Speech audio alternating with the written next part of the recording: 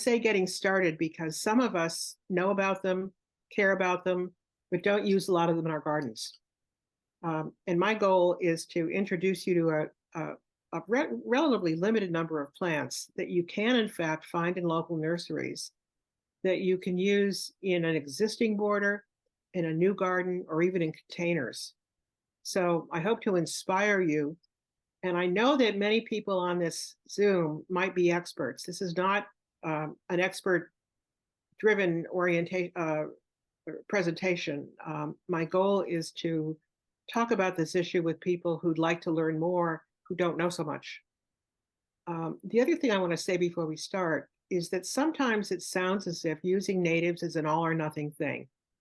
And people say, well, I like natives, but I love my peonies. Do I have to rip them out? And the answer is absolutely not. And one of the great things that Edwina von Gaal from the Perfect Earth Project has given us is the idea that if we plant 2/3 for the birds, we're doing well. So think about this spring when you're out plant shopping. For every 3 plants you buy, if 2 of them are natives, you're great. And over time, it'll help us shift the balance so that more of our gardens have more natives. So, there's no surprise that we're at a crisis. We know that we have an insect, Argamemnon.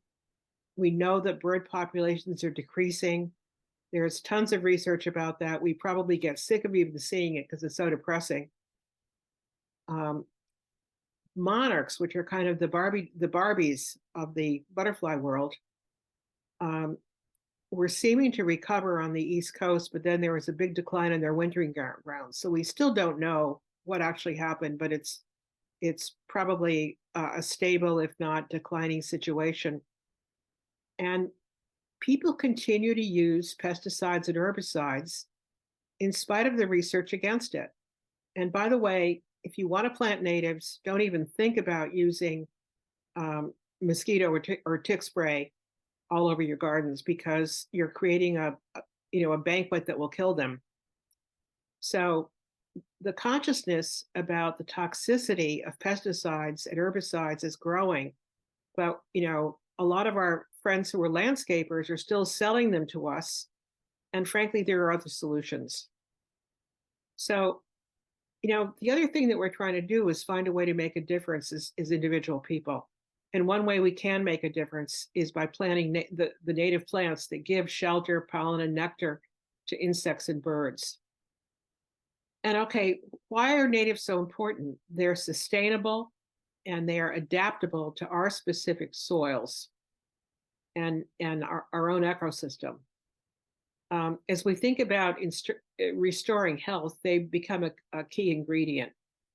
Now, sometimes we hear about natives as being the second coming. They're perfect. They don't need fertilizer. They don't need water. Well, not exactly, but as they get established with their deep roots, they really do help with stormwater and reduction of erosion. Of course, they provide high quality food and shelter for birds and insects. And the quality comes from the fact that they've co-evolved together, over centuries, literally. And they become the first choice for insects in particular, in terms of sustenance. The other lucky thing is that many are deer resistant and have kind of a natural pest control. And by the way, if we see some of our native plants being nibbled, it's probably for the right reason by the right creatures. In addition to deer nibbling them. And again, using them gives us a way to contribute something positive. The good news is that natives do well in a wide variety of habitats. There are natives like cardinal flower, which is on the left, that do well in wet, swampy soil. And here on Long Island, a lot of our soil is dry and sandy, and there are many plants that really crave that kind of habitat. There are native plants that thrive in sun. The photograph on the left is one that we just saw on Sunday in a presentation that Ed Hollander made. And this is a big Hamptons garden, and they actually snuck in lots of natives to the planting. Many landscape designers are increasingly doing that. But, this is obviously a full sun habitat. The one on the right is shady. And by the way, the um, the columbines that are shown in this picture are very important to our ecosystem. A lot of us are waiting for our hummingbirds to come back. And the return of the hummingbirds is typically synced to the flowering of columbines. They've been an important plant for hummingbirds for a long time. And this red and yellow native columbine is particularly attractive to them. So, having a shady yard is no excuse for not having natives. We can have them. They also work with various kinds of architecture. Um, Modern buildings look great surrounded by native plantings and gardens. And the photo on the right is actually the East Hampton Town Hall, which is a, a set of buildings from, I think, the 17th century that were put on the site and adapted for use as public buildings, but they still include that very traditional structure. And we'll talk more about it later, but Change Hampton has created kind of a gigantic native and pollinator garden right as you walk into town hall. You can't miss it. It's out there. And and this is a photo from its first year. Last year was its first year. The other thing natives do is give us 4 seasons of interest. Um, I think they can look great in the fall as they're stopping bloom, but making their seed heads available to birds. And they can look great in the winter, as well as provide shelter and food. Now, how, where, and how you do this, given your neighborhood and the standards in your neighborhood about what looks okay, is something we'll also talk about. But I'm thinking about that because the photo on the right is by a guy named Benjamin Vogt, who's a fantastic educator. You can find him on Instagram. But he lives in a development in the Midwest and is surrounded by houses with only lawns. And he's kind of an island of native plantings in the middle of all that. But I think that the beauty is starting to convince people to plant. And, that's what I hope we can do. So, the bottom line is that natives provide both beauty and sustenance. I mean, what's not beautiful about this array of plants? So we're going to talk about essentially 3 strategies for how you can add natives to your life. The easiest and the most obvious is adding them to your existing gardens. All of us are out there right now are looking at what did well last year, what didn't do well, what died, where we have gaps. So a very easy thing to do is fill those gaps with new native plants. If you do this every year over time, you drastically increase the number of natives in your landscape. The other thing that can happen is that expanding your borders to include natives reduces the size of your lawn. And we have a continuum of people on the issue of lawns. There are some people who are into get rid of it, plant it totally. Other people love their lawn or at least want to allow some of it. So one way to handle this is to eventually over time reduce its size, even if you love it and still want to keep it. The other thing you may want to consider is create a new garden somewhere on your property. And here you can start small, you can see what works, you can see what you like. You can also consider meadow gardens in areas where you had lawns. And it doesn't necessarily mean turning the entire lawn into a meadow, but maybe you could do a meadow strip. And in that way, introduce wildflowers and natives without totally taking away your lawn. The other thing that I think is fantastic is that you can use natives in container plantings. They become they're way stations and pit stops. And if we have enough of them, they create a mosaic that becomes a pollinator pathway. And for a variety of reasons, someone might be in a condo with only a terrace. You can put a pot with native plantings on that terrace, and if you build it, they will come. They'll be surprised. So we're going to just quickly review some of these strategies. So adding natives to your existing garden gives you a fast way to get started. And all of us have a way of getting rid of plants that we didn't like or didn't perform. This is a good time to divide plants. You can give them away easily. A lot of horticultural groups are having plant sales. They might want some of your hostas, for example. And the thing to look for is spots where you can plant 3 or more of the same kind of plant to have a critical mass. You literally want the pollinators to be able to find them. So not dotting them around a site like polka dots is important. Group them. You can also consider adding small native shrubs as well as perennials as you, over time, work for the 2/3 for the birds scenario, if that's what you want to buy into. So there are 2 in particular that if you have none, I'd recommend looking at and starting with these 2. Joe Pyeweed, which is in this area of the photograph, is very easy to find, very beneficial to insects, looks good in the landscape, fits in well with different kinds of color schemes. And the other, of course, is common milkweed, which is the only plant that caterpillars of that endangered butterfly. Help me. What's the butterfly? You know what I mean. We're just talking about them. Monarchs. Monarchs. Thank you. Yeah. The only plant that monarch caterpillars eat is a common milkweed, or the hairy balls milkweed. We're going to look at hairy balls in a minute.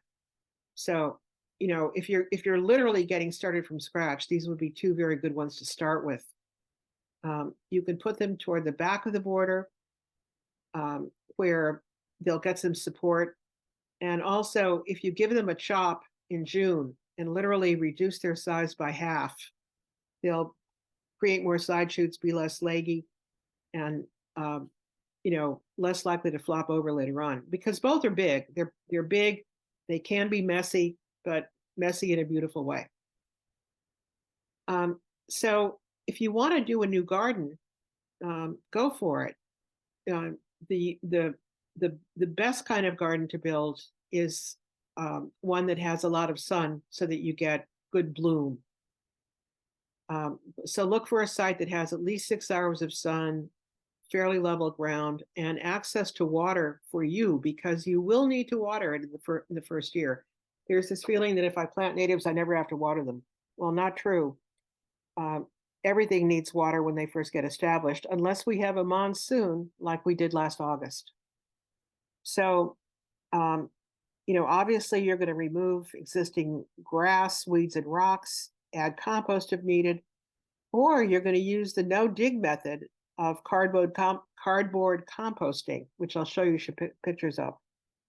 So if you want to take this alternative and create a new garden, plan for a succession of bloom that will peak in the summer when most insects, butterflies, birds are most active. But remember that perennials bloom for a short period. They typically have 4 to 6 weeks of bloom, not more. So you need to provide a succession of plants that will, keep something in bloom. I also recommend supplementing your plantings with pollinator-friendly annuals, and I'll show you a few when we're looking at plants. There may be people who say, no, I only want native perennials, and that's fine, you can go there. But if you want something that provides a bit more in the way of sustenance from, let's say, May through November, having some annuals is a good idea. So in terms of design, you're going to choose plants that work well together with varying heights, shapes, textures, and bloom times. What kind of makes it interesting is the contrast. So you have rounded forms, spiky forms, very tall, very short, different colors. And when you choose your plants, using more is better. Again, at least 3, not polka dots, but drifts, so that they literally can be found by the pollinators. It also is a technique that kind of looks good in the garden. And many of us like to plant in odd numbers, 3, 5, 7, whatever. If you plant them very close together, much closer than what they have on the little tags that come with plants, which usually recommend fairly wide spacing, um, you're going to discourage weeds. You're going to let them support each other. They become the mulch over time. I'm a proponent of mulch. I think mulch is our friend, especially in the first year of a garden like this, because it suppresses weeds, but it also retains moisture in the soil. But planting things a bit more closer together than you might normally do is a good thing. So you're going to, get your site ready, buy your plants or be given plants by good friends, um, and then lay them out in their pots to create the arrangement you want, and then start digging. Now, here's another way to go about creating the bed. Full disclosure, this is the garden of my sister, Linda Whitaker, and her good friend, Dee LeDuc. And when they did this, I thought they were losing their minds. But you can see that the border being created in back of the hedge has cardboard in one part that Dee is doing something with. She's adjusting it in some way. And part of it has already been covered with mulch and soil. And I think they used about 6 inches of a soil mix with compost in it. But you literally put the cardboard on the grass, wet it well, put the mulch on it, and then plant into it. Now, given that you're planting through cardboard into what is still a lawn, you need to use some muscle to plant. But to my shock, here's what they had the same summer by July. All these plants thriving and blooming, and doing really well in that substrate. So that's something you can learn about if you're interested. There's a lot of information on the internet about cardboard composting, and it's also tied to no dig gardening. You're not disturbing the underlying soil a lot, and kind of keeping the microbes and the worms and all those other guys happy in the soil by not disturbing it.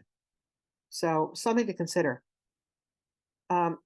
Now, natives can be used in very traditional and formal settings. This is Mount Cuba, which is an amazing garden, public garden in Delaware, which has a mission of identifying the best nativars and cultivars that will perform well in our gardens. And it's built around kind of an 18th century style brick house, very traditional. So the garden itself has brick paths, benches, statuary, all of that. And, here people like me who love symmetry and order and crisp edges, they've totally populated it with natives, and it's beautiful. And if you go to their website, you'll get lots of ideas about the best nativars, native cultivars that have been created, and in terms of how they'll perform in a garden with pollinators. That's really their mission.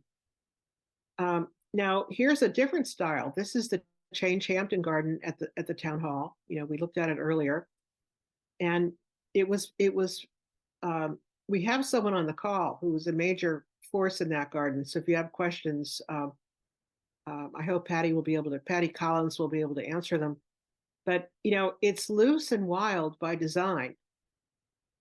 It's not planted in an orderly way. Yes, there are clear edges that are well weeded. Yes, there are crisp lines, but it has that gorgeous woolly wild look. In contrast to what we saw in Mount Cuba. Both are great. It's a matter of what you like, and and also what your significant other or people you live with might be supportive of in your garden space. So it's all good. The other thing that many people want to do is plant a meadow garden, and I have a few friends who've taken this on and have been more successful than they thought they would be. You need a site with good sun and drainage. And, instead of thinking I've got a half acre, let's make the whole thing a meadow, start smaller than that so you can learn. And to get this going, clearing the grass and perennial weeds is very important. And then there are wildflower mixes you can find that are specifically designed for our ecosystem and our climate. Um, and people who've done this really advocate adding perennial plugs as well as seeds. Um, and you seed in the early spring. You watch what comes up. You make sure that you've got water on the site that you're watering. You let plants go to seed because that's how many of them will be propagated. And you'll see the process. You'll enjoy the process and see what works and what doesn't work. The sales materials that go with wildflower seed mixes are always kind of rhapsodic and gorgeous. You think, oh my God, I'm going to have, gorgeous flowers for days. But to get to this stage, and I'm sure that this particular meadow had plugs or plants as well as seeds, will take some time and some work. But look at this. I think this is absolutely gorgeous. There are milkweed pods in here. There are big stands of echinacea. There are sanguisorbias. There are beautiful plants. Now, next summer, if you want to see a meadow in bloom near us, there's a gorgeous meadow in New Suffolk on the North Fork in front of the Minnow restaurant.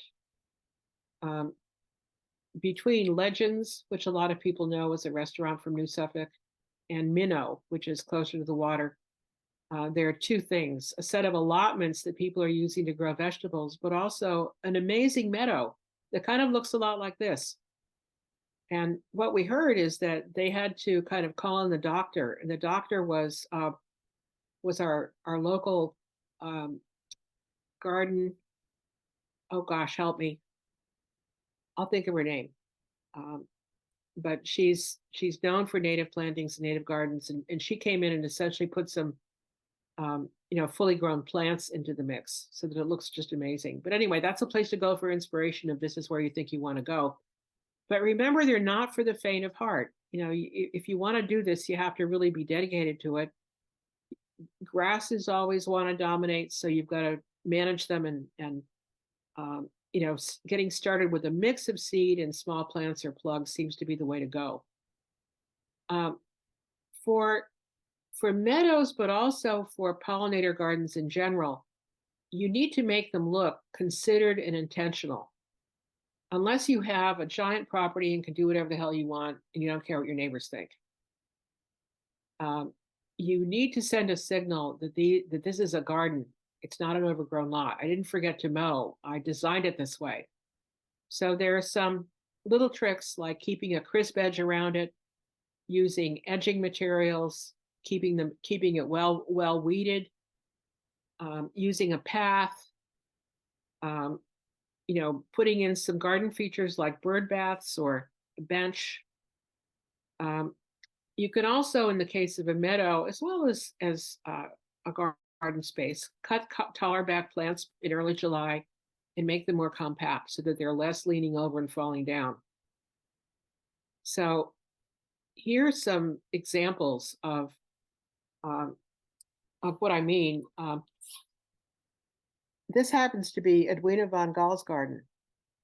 And she was finally able to create this garden after she put in a deer fence. But her plan here was to have formal beds, but with wild plantings. I mean, this is 100% native. There are no annuals in here. This is all native plantings, but it has some structure. The mown paths between it give people a place to walk. Paths are powerful. If you do a meadow, having a pathway mowed through the meadow is a great idea, both for getting into it without getting too many ticks on you, but also for making a statement that this is a garden, that this is intentional, that this is a place for you to walk. And I think this is really funny. Sorry for the quality of the photograph, but someone decided that they wanted to see what would happen if they didn't mow their lawn. And a lot of pleasant weeds grow up if you don't mow your lawn. But the trick here was putting it in a frame that clearly says to people, "I did this purposely. This is not a mistake. This is I'm making this into a garden." Okay. The other thing we can do is use containers, and we often have containers around our patio spaces close to the house where we really are going for beauty as well as sustenance. So, what can work is using a mix of natives that, again, if they're perennials, they'll bloom for 4 to 6 weeks, mixed with some annuals that are superstar pollinator plants that last longer. If you do want to use containers, especially to include some perennials, a bigger container is better than a smaller container.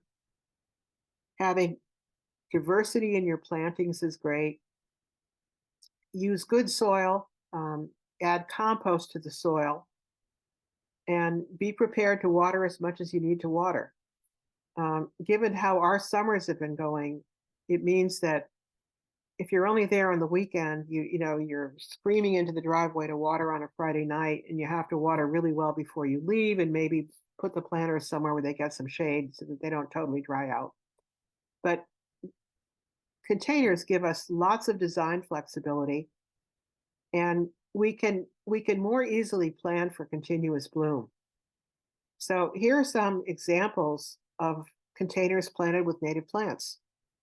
The one on the left is done by a woman who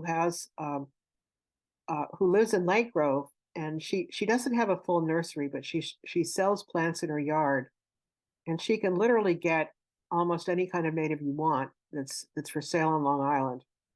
So Kim from KMS Natives is a good person to look up. But this is a little planter she created using all natives. On the right is a photograph of a planter that won a big award at Landcraft, excuse me, at Longhouse, which every year has a kind of a planter event. And Uli Lorimar is a well-known native plant specialist, and he designed this planter, and it kind of won first prize. Looking good. Duncan Himmelman used to be the educator at Mount Cuba, and these are some of his planters.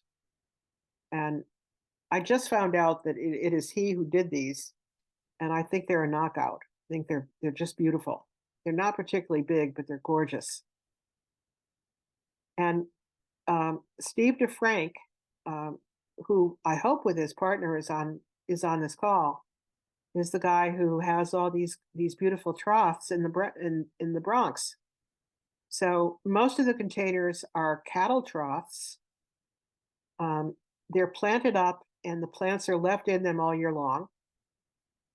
They're a great choice if you have a problem with voles. I mean, many of us on the East End go crazy with voles, and in the city there are other rodents who might want to get into your plantings, and these make a difference. And this particular photograph, I think, is a gorgeous meadow in a pot.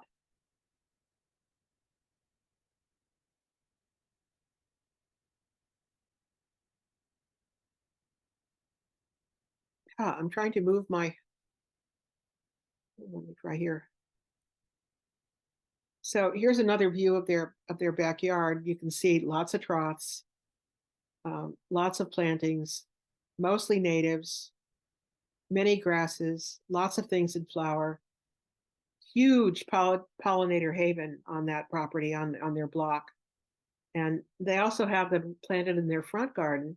They have containers that are planted with unusual plants, and people are starting to ask questions in a good way and be curious about the plants and admiring of them, and they're missionaries for natives in the Bronx. Here are some other photos of meadow pots. And if you like this look, it's easy to do. It also lets you try out some plants that you're thinking about for a meadow. And Here is a planting done with wildflower seed mix. This is a great way to try out wildflower seed mix, not in the ground, but in a pot, to see if you like the plants that show up and bloom through the season. This is actually my sister's planting and her photos. But I kind of love what came up here, and it was, I think some of the plants that were advertised as coming up showed up, maybe some other surprises too. But this is a low commitment way to check out a wildflower mix that you're thinking about using in a broader area. Now, we're going to be looking at plants, at photos of plants, but I wanted to bring up the fact that Doug Tallamy, who's an entomologist, but who's written several books that have influenced so many of us. His organization runs Homegrown National Park, with the idea that given all the acreage that we have as homeowners, if all of us planted some native plants, we could really make a huge difference in the country. That our acreage adds up to more than any park system or commercial space. So anyway, keystone plants have been defined as plants that really do a fantastic job supporting butterfly and moth species. And I was gobsmacked by this statistic that 14% of native plants support 90% of the species. So, well, what are those plants? So for our region, they include the common sunflower, goldenrod, black-eyed Susans, asters, New York ironweed, and coneflowers. And most of these plants are very easily found in nurseries. So we're going to look at some of them. We're going to quickly go through. Good. Okay. I've got about 7 minutes more. Again, on the left-hand side are columbines. Easy to find. They self-seed. You can keep them going for a long time. And they're a hugely favorite plant of hummingbirds. As I said, in many ways, the migration of hummingbirds is timed with when do the columbines come out. Coneflowers are well-known attractants of insects and moths in the summer, and birds in the winter who eat their seeds. Penstemon, with its long tubular flowers, is attractive to long-nosed bees, as well as hummingbirds. Before we started the call, we were talking about how do you figure out which plants to link to specialized bees in your area. And that's some research that Patty Collins is doing. We don't know all the answers yet, but again, if you have some plants on your property that have these long tubular flowers, as well as this flat configuration, you can appeal to a pretty wide range of insects. So Coreopsis is easy to grow, lasts a long time, blooms beautifully. We're now getting into some of the real superstars. Asclepias, this orange butterfly weed, is wildly attractive, and it looks good in your garden. It's less weedy looking than common milkweed, and it's very attractive to pollinators. And Joe Pye weed, and many of us would like to find a new name for this because weed is not exactly an attractive part of their name, but they are clearly pollinator magnets. So there are 3 kinds of Asclepias that we should be looking for and potentially planting. And, one is butterfly weed that we just saw, common milkweed, and then swamp milkweed, which has kind of a sweet flower. What we've also seen in local nurseries are tropical milkweed, which we should not be planting because it sends the wrong signal to monarchs.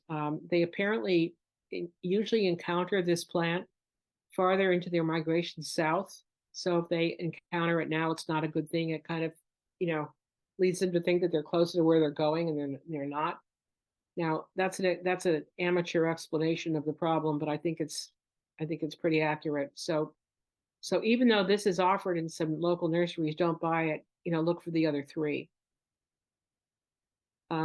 There's also something outside of the Asclepias family. These hairy balls milkweeds are very attractive to monarchs and other butterflies. And here is the proof of some monarch caterpillars crawling all over what remains of the hairy balls. And, people get a good laugh about these, and they kind of look cool in the garden. They're certainly worth seeking out.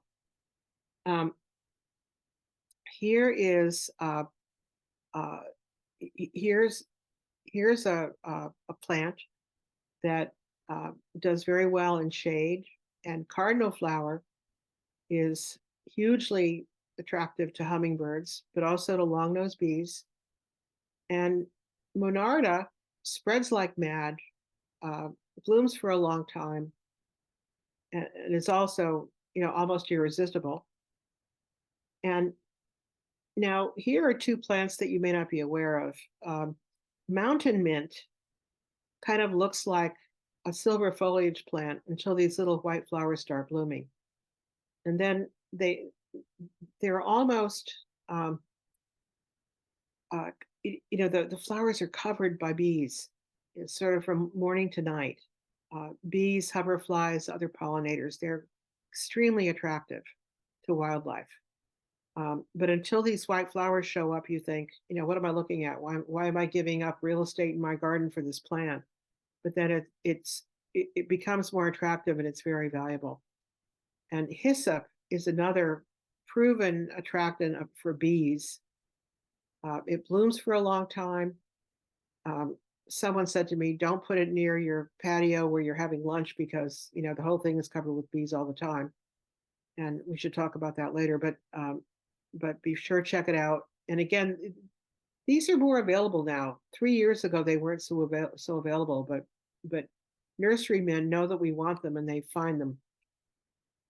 And finally, goldenrod, very important at the end of the season, blooms into October, sometimes early November. And also asters. These are fall blooming plants that provide a lifeline for insects, but also look great in the garden. And I think they kind of look great together. Very important point here. Goldenrod is not ragweed. Some people see this in the nursery and think, oh no, ragweed, I'm allergic. It's two different things. And no one's going to sell you ragweed. Now, moving into annuals, some of the literature says that there are, in fact, native annuals. The only two that I could find that are more or less sold in our area that are still hard to find are this very sweet partridge pea and the herb Robert, or maybe it's Robert. I think KMS Native Plants has them. I haven't really seen them around in great abundance, but if you want to seek them out, you can probably find them. But here are some easy to find annuals that will take you from May to November that could be planted with your natives. Agastache comes in gorgeous colors. There's corals, oranges, pale yellows. It has an amazing smell. And as you can see, it's this long tubular shape. So hummingbirds, as well as specialists, long-nosed bees, love it. Alyssum, simple plant, but it's such a wonderful performer. Smells like honey, is also covered with pollinators, and it starts blooming early. So we'll start finding this in nurseries very soon. Oh, and it's very good as a front of the border plant, if you need some edging. And it'll bloom from late April, early May through November. We planted some at the historic house in Westhampton Beach, and it was blooming in December, which was kind of crazy. So the other category of annuals that are extraordinary are these. They're actually tender perennials. They're salvias that mainly have been. Their origin is Mexico and Central America, but they're increasingly sold here. They're absolutely beautiful. They bloom a long time. Their color range is fantastic. most of them get pretty tall, and because of that, look great in pots as well as in the border. And it gives you another way to extend the flowering period for pollinators. Tithonia, Mexican sunflower, is another great choice. It gets very tall, but this central disc here is, you know, as soon as it warms up, there are bees all over it. And it gives you another, it has kind of grayish foliage and stems and looks great. And verbena, especially Verbena bonariensis, can be used in the front of the border, can be used in pots. Very attractive, and both for you and the pollinators. So I don't have pictures of all these shrubs and trees, but I wanted to give you a list of plants that you might want to consider if you need a bigger plant and you want a shrub. These all, I'm hoping you could take a screenshot if this is of interest to you. Many of these are keystone plants, and they have the advantage of not only having nectar and pollen, but also serving as host plants. Oaks are a special category into themselves because they probably support the greatest number of caterpillars of any plant we know of. So there are also keystone native trees. If you have room for a new tree, if you lost something, if you have one of those pines that died of that horrible pine beetle disease and need to replace it, here are some things you can consider. And what I found interesting is that eastern white pine is not affected by that pine beetle. So you could go for an eastern white pine. Flowering dogwoods, the American dogwood, has been developed recently to have some disease-resistant variants that won't die within 5 years, but they're very beautiful and they're available. And the other, many of us are trying to get rid of our Norway maples. And I live on a street that was planted up and down with Norway maples, probably the 1920s. And just about all of those trees have died now. And the ones that haven't been removed are in the process of dying. So if you want a maple, a very good one to use is the red or swamp maple, Acer rubrum, and here's one little picture of them. So you know what? If you want to get involved in this, get started. Now's the time to buy plants or plugs using many of the native plant sellers, like Long Island Native Plants sells plugs. They're very small plants, but they grow quickly. So if you need a lot, you can get a plug as well as a plant, or start some from seed. Use this as your time to experiment. See what you like, see what works. If you don't like it, shovel prune it or give it away. Some patience is required as plants get established. And, again, I keep hearing natives don't need water. They don't need water. They don't need fertilizer. Well, yes, every plant needs water when it's getting established. So water them 2 to 3 times a week the first year, at least once a week the second year, and then keep an eye out for droughts in the future. But many of these plants are very resilient, and meaning they can take drought as well as monsoon conditions, but after they're established, let their roots get established. Many of the garden groups on the East End are doing tours to native and pollinator gardens. So keep your eyes open. We'll be publicizing some soon from the Suffolk Alliance for Pollinators. There's going to be a Westhampton area tour, and then a Southampton tour, and hopefully tours in East Hampton, starting with the Changehampton Garden at the town hall. And the other thing about this is enjoy watching who visits your garden. And truly, if we plant them, they will come and they'll show up. So these are all resources for learning more. I'm kind of covering things half an inch deep, but all of these organizations are places to learn a lot more about natives and about healthy ecosystems. As mentioned earlier, Long Island Native Plant Initiative, LINPI, is having a plant sale soon. There are plants available. One of our treasures out here is the Perfect Earth Project. They have a wonderful newsletter. You can subscribe to it. They're speaking to gardeners and homeowners, not to professionals, so that you can understand what they're talking about.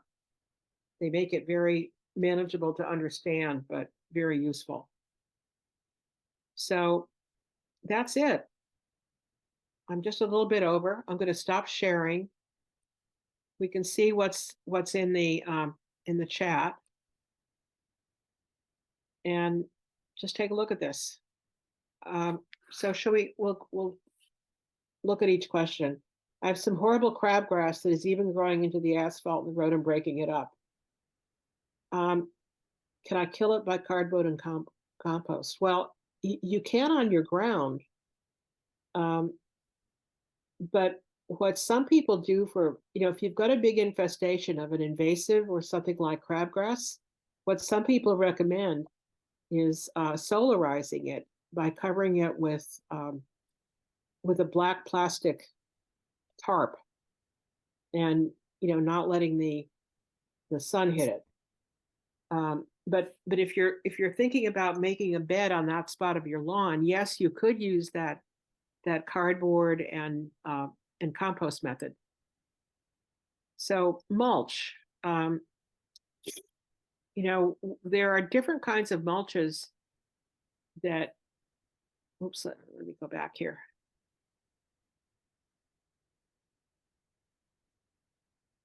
Let me know, Alicia, if you want me to read you the questions in the chat, if that's easier. Yeah, I think something just jumped, or I skipped over. So Patty is saying that an important tenet of planting natives is to plant the right plant in the right place. So we shouldn't make an attempt to change the soil profile, but instead plant natives that are adapted to those soil conditions. That's why early on I tried to show you a photograph of, plants that do well in kind of swampy, wet conditions and others in more dry. So as you look at your own site, you'll need to really think about what's my soil, what will work for me. In terms of zoning restrictions in quag, I don't know of any that would prevent people from putting in a totally natural garden. There may not be a zoning restriction, but there's probably great peer pressure from neighbors. And, what I talked about earlier was make it look intentional. We had some quag gardens on our tour last year that I think did a very good job of that. They put in a lot of natives, but there was clearly a signal, this is a garden. I didn't just forget to mow the lawn. So the crisp edges, the paths through the meadow planting, all of that say, I have a reason for doing this. So we have a few quag gardens that homeowners have developed on our pollinator plant tour this year in the Westhampton Quag area. That will be on, I believe it's June 17th. Show me if I'm wrong, but I'm pretty sure it's June 17th. It's going to be on a weekday. It'll start at the Quag Library. It's free. We'll have giveaways of native plants and milkweed seed. And there'll be some public gardens as well as private gardens to see. And that'll also be true of Southampton and I hope of Easthampton. But given that this question was about quag, you'll be able to see some in quag. Okay, Patty, by the way, just wave your hand, Patty, so people can see you are. Patty is a master gardener, and she knows a lot about this, and it's a major contributor to what they did in Easthampton. So not only plant at least 3 types of one plant to attract the pollinators, but try to always have at least 3 plants in flower all season.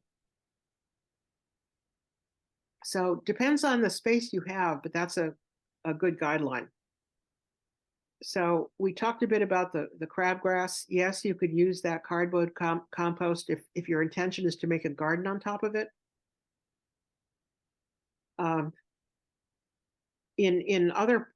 If it's in the asphalt, try solarizing it with a black garbage bag.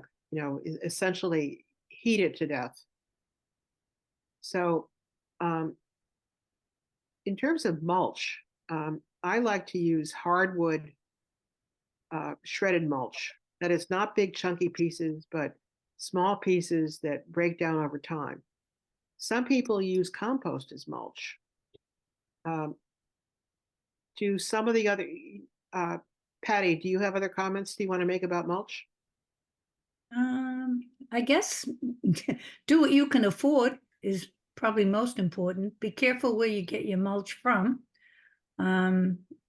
We, right now at the East Hampton Garden, we got our mulch from the dump and we're seeing a lot of weeds right now. So when you get your mulch from a place like a municipal place, make sure you're getting into the deep pile. Don't take the mulch on the edge because you want the mulch that's heated so that you're not dealing with the weed seeds that you don't want. But leaf mulch is really nice too, but it's expensive. But, you know, those would be the things. I was reading somebody who was saying that she doesn't mulch her vegetable garden anymore, since mulch is truly wood in decomposition, and then putting it in your vegetable garden, you're taking away from your plants that are trying to grow you food. But putting it on your flower gardens is the right thing to do. We need to suppress those weeds. I think my sister has had good luck with the Westhampton dump mulch. Yeah. But you know, we've heard other tales of horror of getting those jumping worms Yeah. out of municipal mulch. So it's a crapshoot. You know, it should work. It's a free source. There's a lot of it. Go to the middle of the pile. Cross fingers that there are no jumping worms in it. Mm-hmm. So Eileen Opes is saying, having trouble purchasing the original, is this echinacea? Instead of the old style purple, as there are more and more hybrid colors. No, the bees are not so attracted to the newer types. And you have to ask for the species, the echinacea species, or at minimum, not the doubles that look like powder puffs. I know people who've had luck getting the species from Fowler's Garden Center. You call them up, you say you want species echinacea, and they've been able to find it. And by the way, I forgot to mention that Marisa has had an initiative for a few years through the Wildlife Refuge of having a list of nurseries that sell native plants. If you want to see that list, it's available through the Quag Wildlife Reserve. They're also supposed to put up a little sign that says, you know, native plants here. So what often happens with nursery people is that if we ask for it, they'll get it. If they know we'll buy it, they can get it. If they don't have it when you go to look for it, they can order it. And if that doesn't work, you can buy some of the cultivars, but not the double ones, not the powder puffy. And I found, you know, I used to be very attracted to the ones that were coral or orange. They never lasted more than a season. So that the species, the purple species ones, really last longer too. If you use a container, they need to be deeper than usual because natives have long roots. Well, they need to, you know, if you're going to do a container planting, go big. You saw the pictures of what Steve DeFrank has in the way of those big troughs. And I think we showed some other photos of containers. Bigger is better. Some of us used to put false bottoms in our containers so that we wouldn't have to put as much potting soil in them. But if you're going for, you know, planting natives in a container, make it a really great soil mix. Make sure that you have compost. Give them room for their roots. And if your plan is to overwinter the perennials in those pots, make sure that they won't break in the winter. You know, so many ceramic pots will freeze, thaw, and break, but metal and fiberglass won't. Are any of these non-pet friendly? You know, I don't. And I think by these he means the plants we're looking at. I don't know of any that are toxic for pets, but we would have to ask that question of good old Mr. Google. You know, which native plants are toxic for pests? Don't know. Sorry, I can't answer that. But So,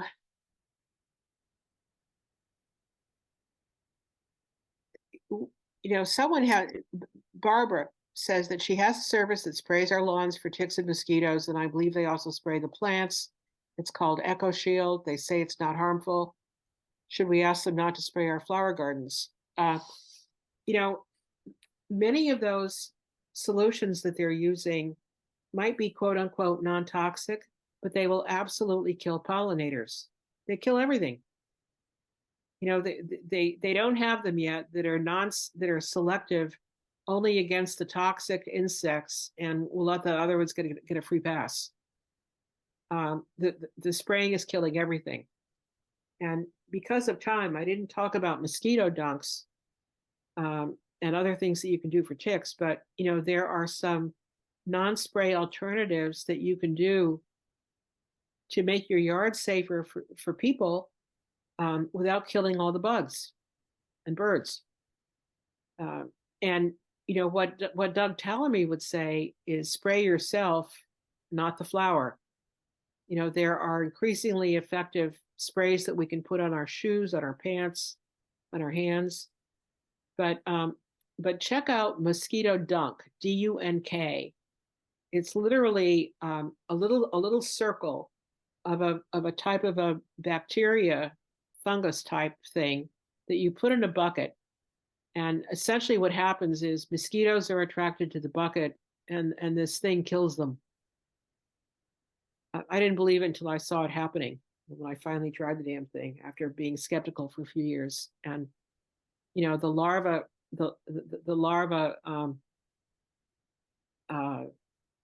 open up and die because of the BT. And that water is not toxic for pets. I have a dog that would probably want to drink that.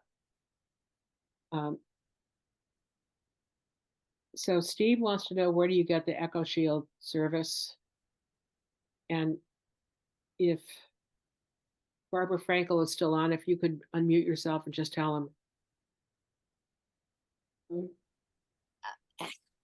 They are, I think the previous owner here, or they just came to us. If you want, who is it, Steve Fadden? Yeah. I'll just give you my phone number. You're welcome to give me a call, okay? And you know, you can use the chat to send him, only him a message.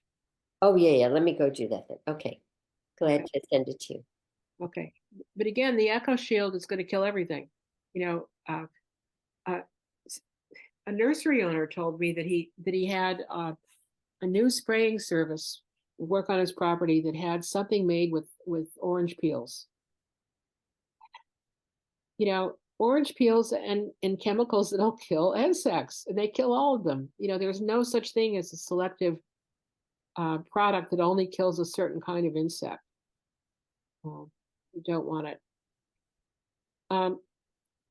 Putting up a bat house would be wonderful. Someone has asked about a bat house. They too are terrific pollinators, and there are fewer bats. You know that there was a fungus affecting some of their noses, and there were big colonies that have been reduced. But those of us who are lucky enough to have bats in our neighborhood need to encourage them. And you know, you can easily find out about where to put a bat house, how to mount it, and that's a good idea.